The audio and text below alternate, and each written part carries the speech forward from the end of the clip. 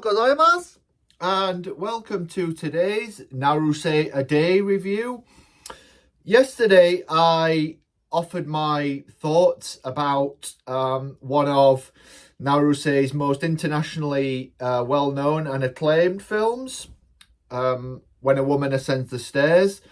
Today, I'm going to follow up with what is in some ways a companion film. It was made immediately after When a Woman Ascends the Stairs, but it is one of Naruse's least seen and, it has to be said, little acclaimed films. Despite it being very much a return foursquare to the climate of the home drama, the shomingeki, that Naruse had been refining throughout the 30s and 50s.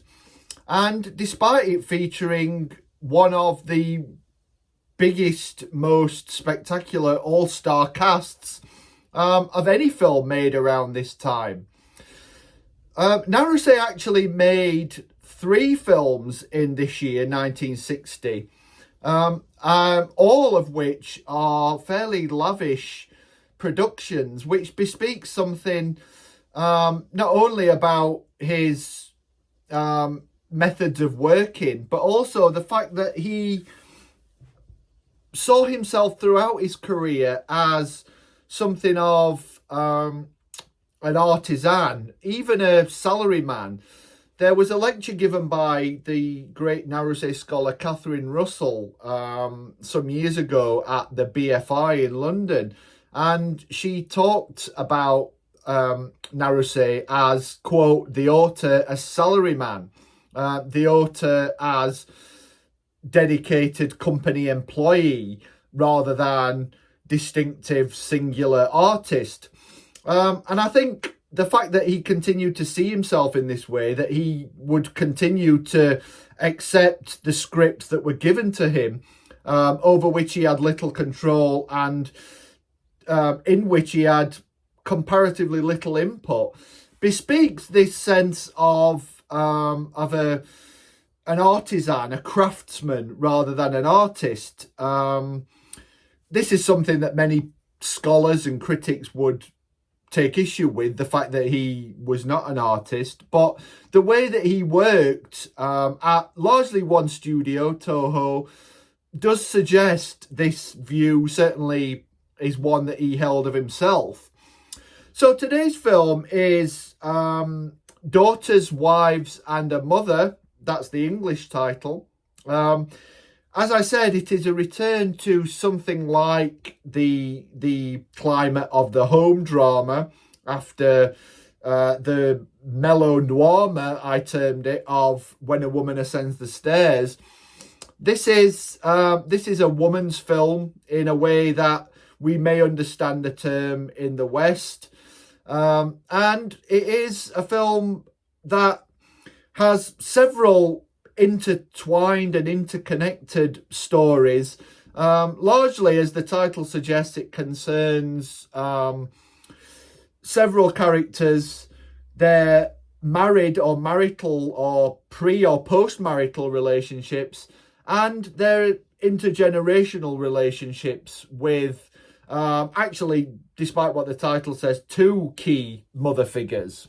It is quite difficult to give any real synopsis of this film without simply recounting the individual stories of the extended ensemble cast of characters.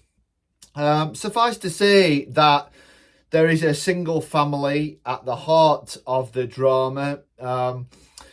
There are several daughters and at the same time several wives. These are in some cases the same character, and the title of the film, which is not uncommon for Naruse. There are many of his films where the title just relates to particular familial or marital relations. For instance, Wife Be Like a Rose, Older Brother, Younger Sister, There is a film simply called Wife, and there is a film simply called Mother.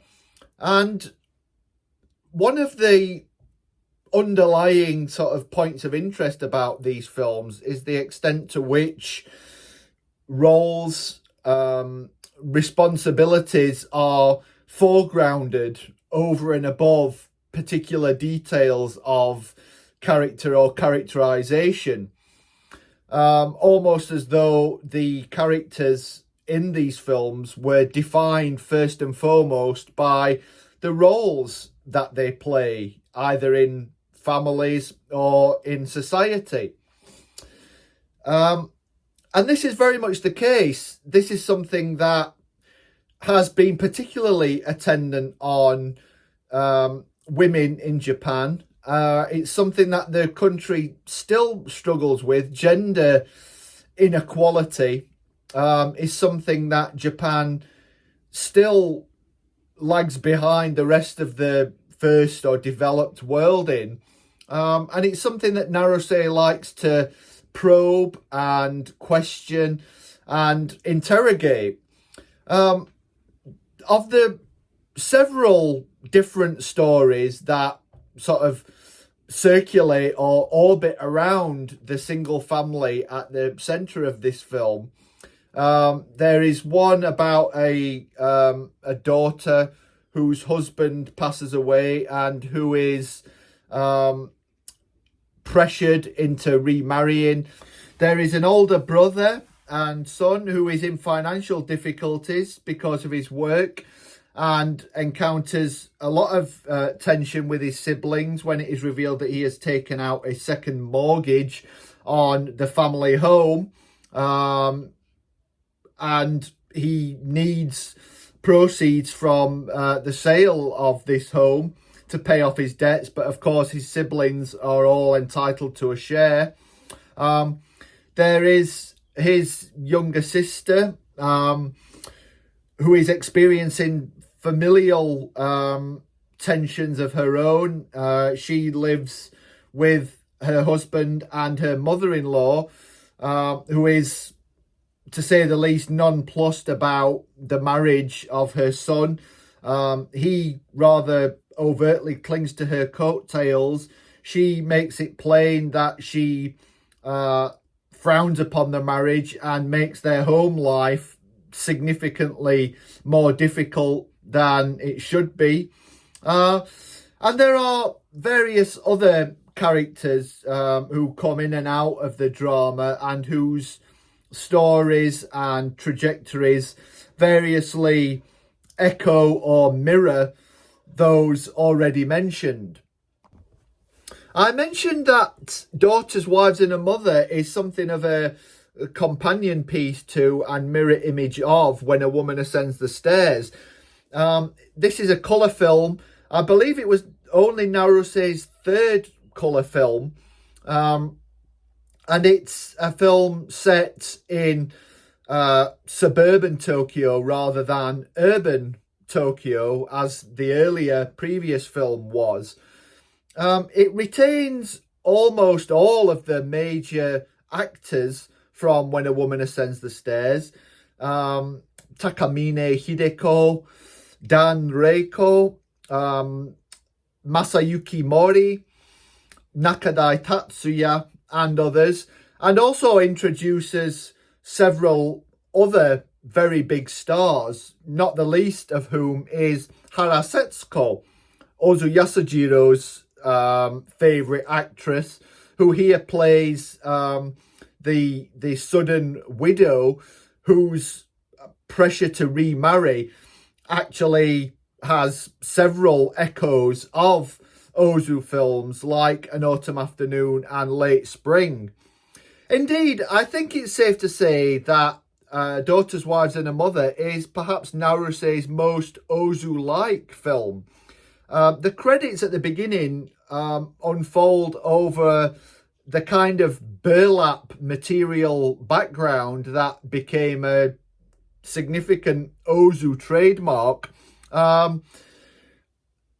There are more than one story threads that echo Ozu's films, And indeed, there is what I like to think of as a kind of cheeky cameo at the end by Ryu Chishu, Ozu's most recognizable and frequent leading man. I think what Naruse is doing here is not necessarily aping Ozu. He's rather positioning Ozu as a kind of intertextual reference. In other words, I think Naruse, who was a friend of Ozu's, wants to draw an audience's attention to